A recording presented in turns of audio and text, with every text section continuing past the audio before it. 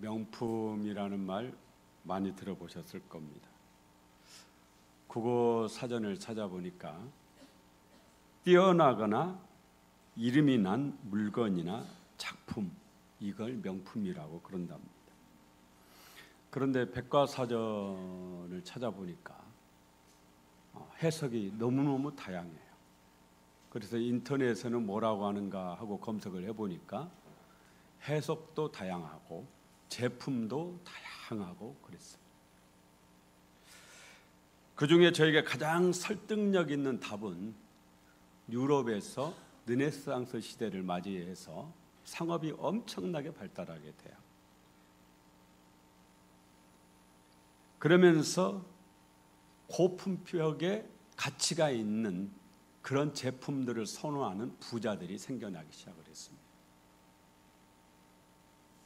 그러자 최고의 장인들이, 이런 사람을 우리가 명장이라고 그러죠. 이 명장들이 이 부자들을 겨냥한 최고의 제품을 만들어내는 거예요. 당연히 값도 일반 제품에 비해서 5배, 많게는 10배 이상 이렇게 아주 비싼 값에 판매를 합니다. 이걸 점차 명품이라 그렇게 부르게 되었다고 합니다.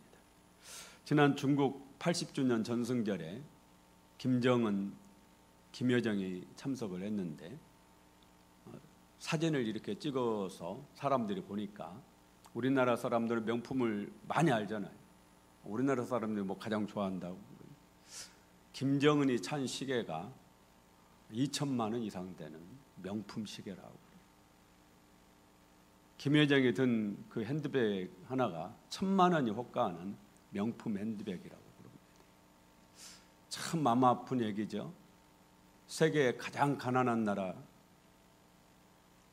북한 주민들은 정말 하루하루 근근히 생명을 이어가고 있는 그런 상황에서 지도자라는 이 고위층 사람들은 호요식하며 그렇게 사치하며 산다라는 게 참 마음이 아파요.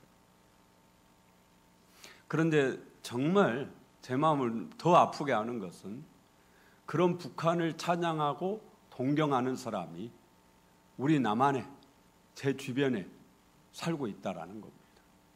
어찌 그런 사람이 있을까 싶은데 뉴스를 보니까 있어요. 여러분, 공산당은 안 됩니다. 공산당은 우리 기독교와 정면 배치되고요. 공산당은 내세를 믿지 않습니다. 천국과 지옥을 믿지 않기 때문에 예수님을 뭐 인정하려 인정할 수 없고 믿을래야 믿을 수가 없습니다. 어떤 부부가 심하게 다퉜대요. 부인이 너무 화가 나니까 남편이 얼마 전에 생일 선물로 사준 명품의 핸드백이 꼴도 보기 싫더래요. 그래서 버려버릴 수는 없고 돈으로 바꾸려고 매장을 찾아갔습니다. 매장 직원이 아니라는 거예요. 뭐가 아니라는 거예요? 진짜가 아니라는 거예요. 그래서 뭔 소리냐? 내 남편이 얼마 전에 여기서 사왔는데 이거 진짜다. 당신이 뭘 모르고 그런가 본데 어딜 봐서 이게 가짜냐? 막 실랑이를 벌이니까 실장이라는 사람이 오더니 가방을 딱 열어보더래요. 핸드백을 열어보더니 손님, 우리 회사는 실 하나도 다른 회사 제품을 쓰지 않습니다. 이 핸드백을 꼬맨 이 실이 이건 우리 회사의 실이 아닙니다. 이거는 짝퉁입니다. 그러더라는 거예요. 많은 분들이 진짜인 줄 알고 들고 다닌대요. 가짜인데도. 그 정도로 가짜도 진짜 같아요. 요즘에는. 지난해 이탈리아 법원에서 명품 브랜드인 이번에 김혜정 씨가 든 핸드백이 그 크리스찬 디올이라는 핸드백이거든요. 그 핸드백 회사에 사법 예방 조치를 취했다고 해요. 수사를 해보니까 이 회사가 중국 불법 체류자들을 모아놓고 그 체류자들에게 이 가방을 만들게 하고 자기들 이탈리아 명품 브랜드 딱지를 붙여가지고 판매를 했대요. 근데 380만 원 이상 받고 판매를 했대요. 원가가 얼마든 줄 아세요? 원가가 8만 원 들었답니다. 8만 원짜리를 380만 원 이상 받고 판매를 합니다. 베트남 벤탄 시장에 가면은 짝퉁을 파는 가게들이 엄청 많습니다. 한 번은 우리 집사님이 거기서 롤렉스 시계를 사가지고 오셨어요. 제가 보니까 진짜 너무 좋아 보여요. 반짝반짝하고 그냥 딱 보면은 너무 화려하게 보이고 너무 좋아 보여요. 그런데 우리 집사님이 엄청 비싸게 불렀는데 베트남 말 잘 못하시는데 어떻게 반값에 또 반값에 해가지고 엄청 싸게 사가지고 오신 거예요. 그래서 저는 롤렉스 시계 이거를 사셨다라는 거, 이거보다 그렇게 그 상인들하고 흥정을 하실 수 있다라는 그거에 제가 너무 감탄했어요.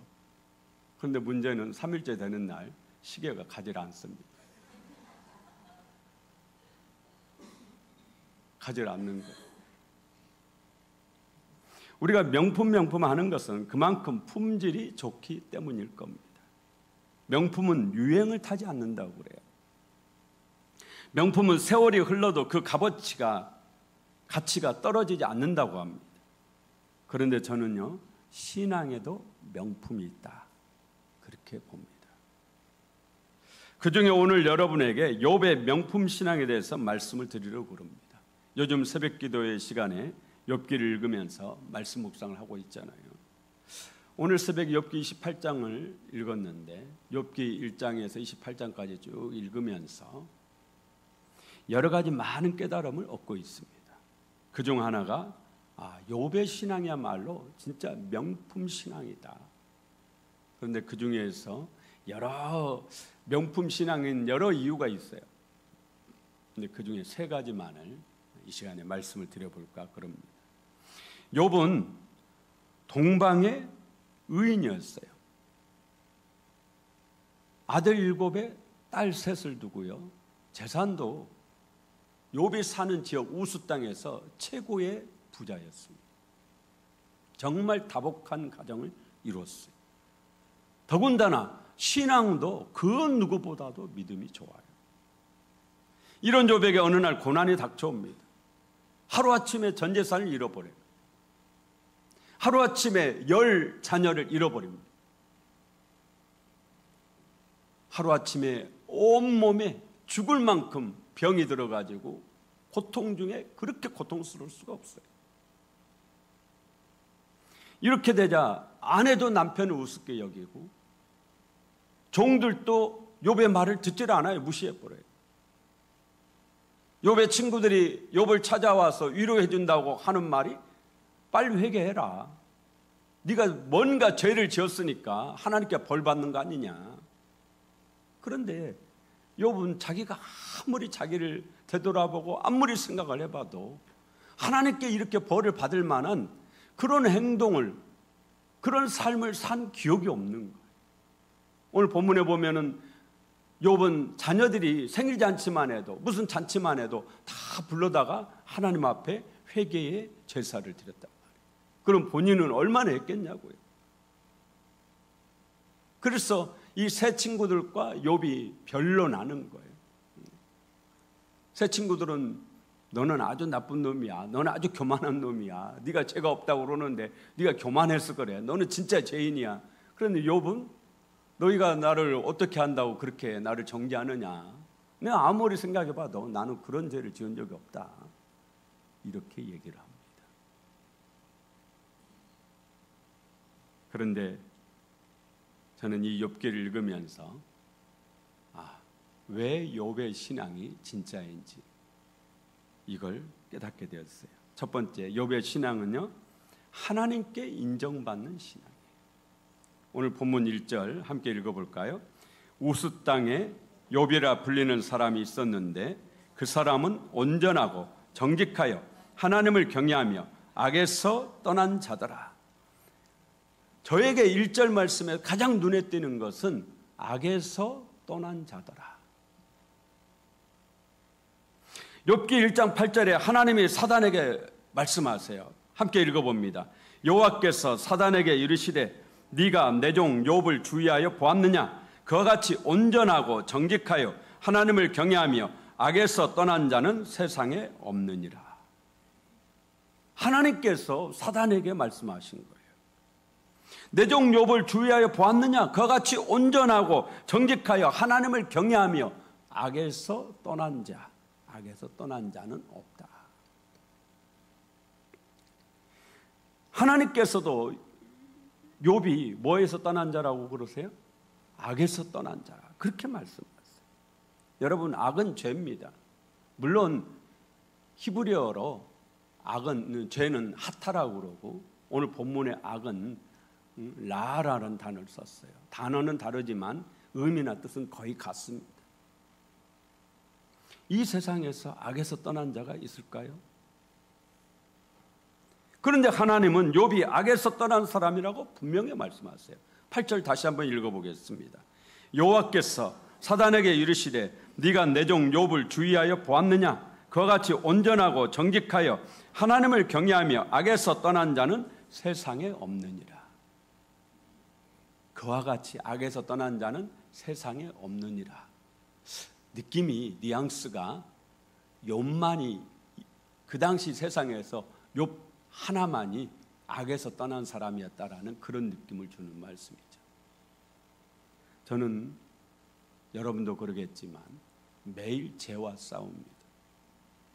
악한 사람이 되지 않으려고, 악한 일을 하지 않으려고, 죄된 삶을 살지 않으려고 매일 기도하고 노력하죠. 그런데도 불구하고 하루를 돌아보면요, 하나님 앞에 부끄러운 죄가 수도 없이 많습니다. 그런데 하나님은 욥을 악에서 떠난 자라고 그렇게 말씀하세요. 사람이 말하는 게 아니에요.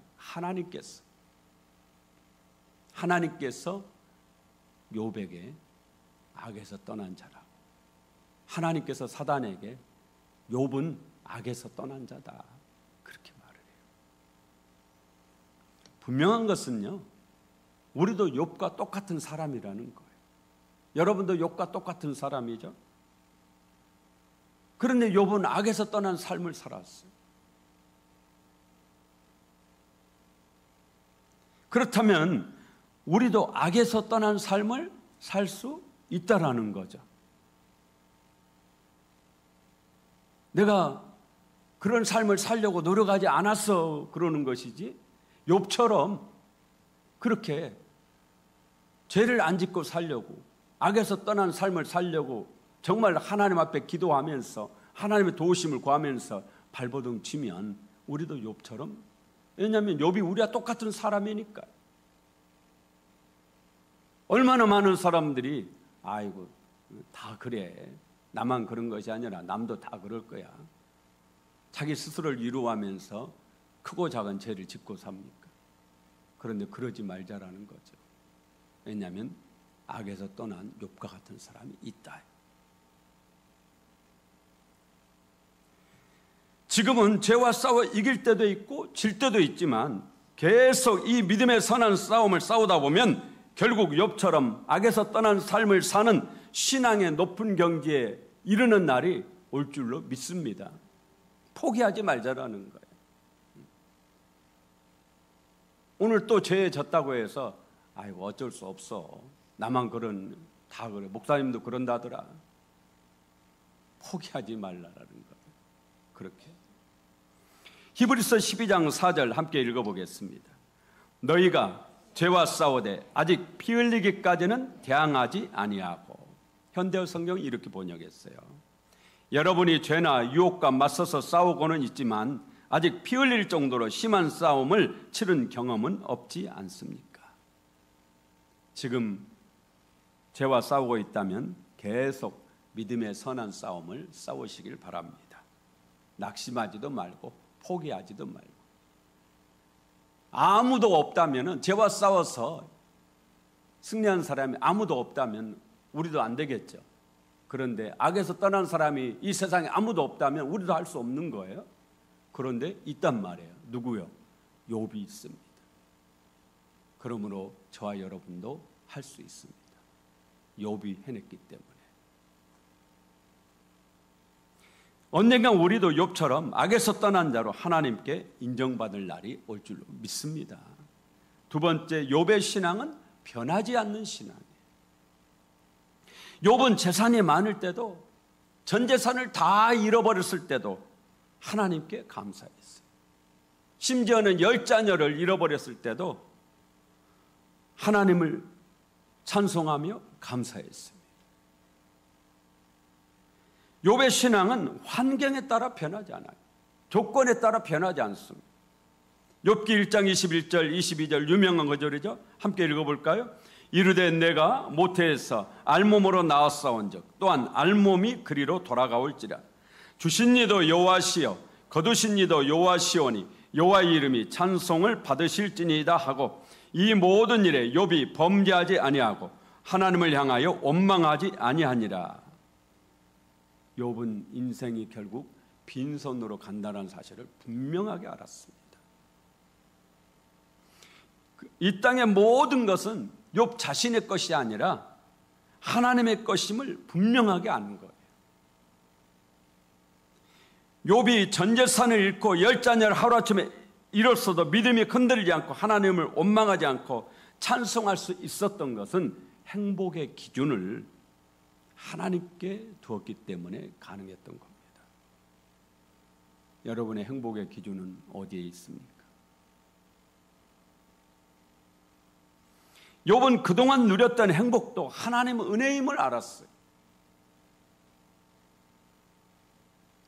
그래서 어떤 경우에도 감사하며 찬송할 수 있었던 겁니다. 욥처럼 할 수 있겠습니까? 분명한 것은 욥도 여러분과 똑같은 사람이라는 거예요. 욥이 했다면 우리도 할 수 있지. 안 하기 때문에 못하는 거죠.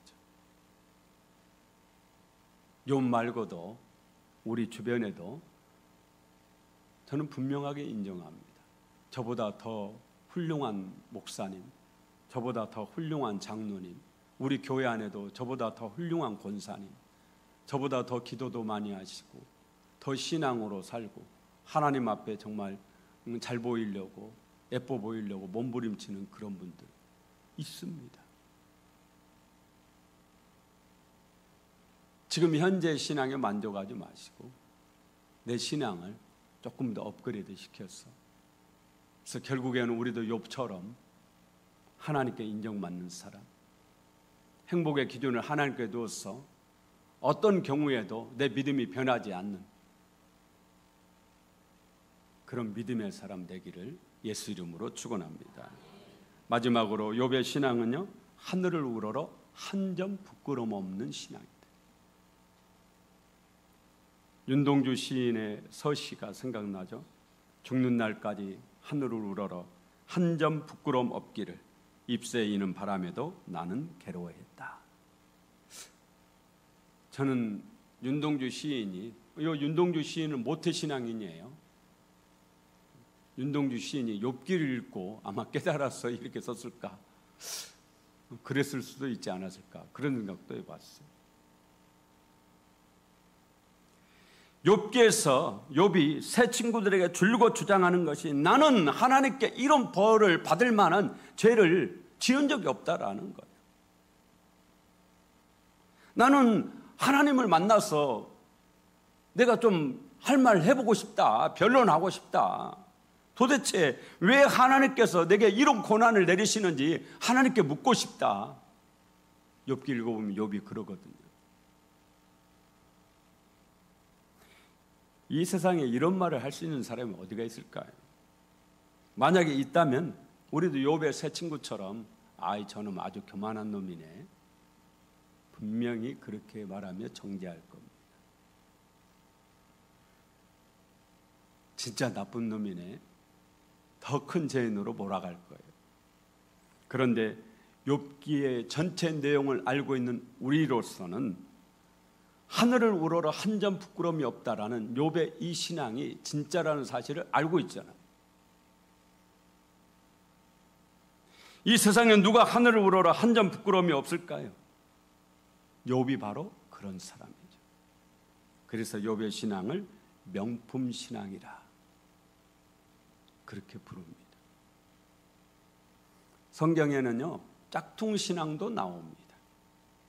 마태복음 7장 22절에서 23절 말씀을 보면은 그날에 많은 사람이 나더러 이르되 주여 주여 우리가 주의 이름으로 선지자 노릇하며 주의 이름으로 귀신을 쫓아내며 주의 이름으로 많은 권능을 행하지 아니하였나이까 하리니 23장 함께 있습니다.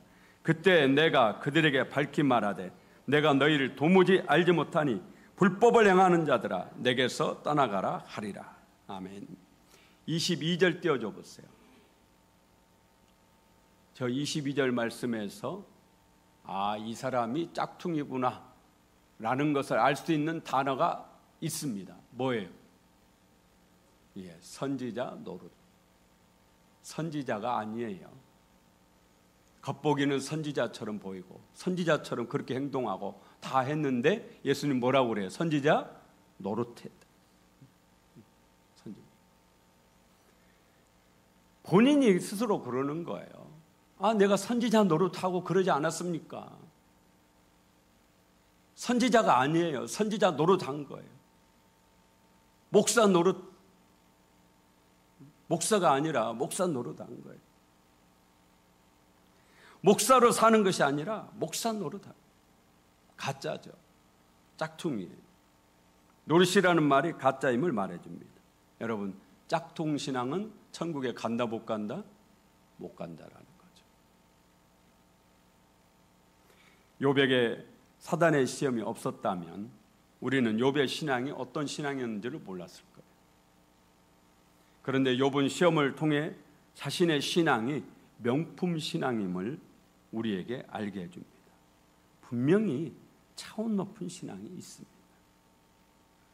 우리도 욥처럼 죄와 싸워 이길 수 있습니다. 시험과 싸워 이길 수 있습니다. 욥처럼 사단과 싸워 이길 수 있습니다. 왜냐하면 욥도 우리와 똑같은 사람이었으니까요. 내가 안 해서 그렇지, 내가 노력을 안 해서 그렇지, 내가 스스로 포기하고 어쩔 수 없다고 낙심하고 낭망하고 그래서 그렇지, 예수 붙잡고 기도하면서 도우심을 구하면서 매일매일 죄와 싸워 나가면 우리도 욥처럼 분명하게 명품 신앙 될 수 있습니다. 저는 저뿐만이 아니라 여러분 모두가 다 욥처럼 그렇게 살아야 된다고 생각을 합니다. 지금 신앙에 만족하지 마시고 좀 더 차원 높은 신앙의 세계로 나아가십시오. 끊임없이 여러분의 신앙의 격을 높여 나가시기를 예수 이름으로 축원합니다.